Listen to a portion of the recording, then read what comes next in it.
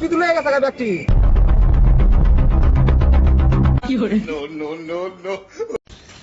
কয়দিন আগে বাপসা করে রাজনীতি আলাপ হইনা বিরক্ত হয়েছি।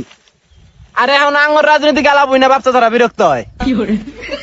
সবকিছুই মালিকের ইচ্ছা। আপা আপা এটা একটু ধরেন দেনি।